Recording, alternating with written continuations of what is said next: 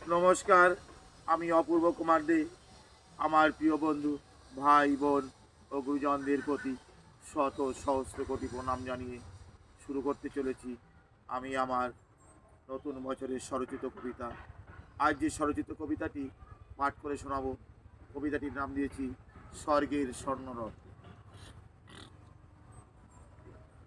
মহাভারতে শুনেছি স্বর্ণরথের নাম, আমরা চোখে দেখিনি তা। কুরুক্ষেত্রের যুদ্ধে অর্জুনের স্বর্ণরথের সারথি ছিলেন ভগবান শ্রীকৃষ্ণ, কেউ তা জানে না। আজ পথের মাঝে দেখতে যে পাই সেই স্বর্ণরথখানি, পথ ধরে যায় ধে, কি সুন্দর দেখতে লাগি।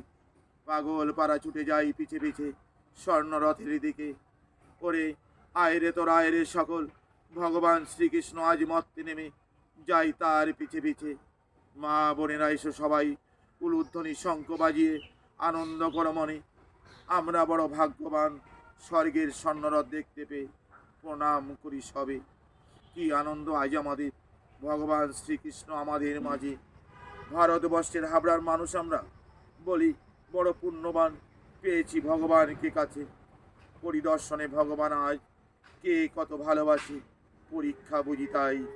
ফুল পাতা নিয়ে ছুটে সোজে যা পারো, মালা পরিয়ে শান্তি মনে পাই। গান করি ভাই সবাই মিলে, আমরা ভাগ্যবান, করে আমরা বড় পুণ্যবান। আমাদের মাঝে ভগবান এই ভর দুপুরে হঠাৎ স্বর্ণরথ নিয়ে, কিন্তু অষ্টের দেখা নেই যার। কোথায় বিশালাক্ষী শ্বেত অশ্বচার, টক বগিয়ে নেই তো পায়ের কোনোই শব্দ। দেখা যায় না কৃষ্ণ সারথি, অবাক কাণ্ড, মন ভেঙে লণ্ডভণ্ড। হঠাৎ থমকে স্বর্ণরথ যানজটে, যান গাড়ি আটকে পড়ে পথে। সবাই আমরা দেখতে যে পাই স্বর্গের স্বর্ণরথের মধ্যে ঘুমিয়ে সেজন চোখ বন্ধ করে। এ পৃথিবী ছেড়ে চিরবিদায় নিয়ে যায় ধে স্বর্ণরথে স্বর্গের দিকে।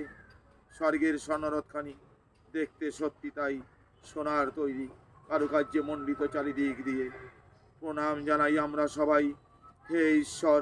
স্বর্ণরথে অর্জুন ক্লান্ত শরীরে ঘুমিয়ে পড়েছে, সারথি হয়ে তুমি নিয়ে যাও সেথায় যেখানে তোমার ফুলের বাগান রয়েছে। নমস্কার।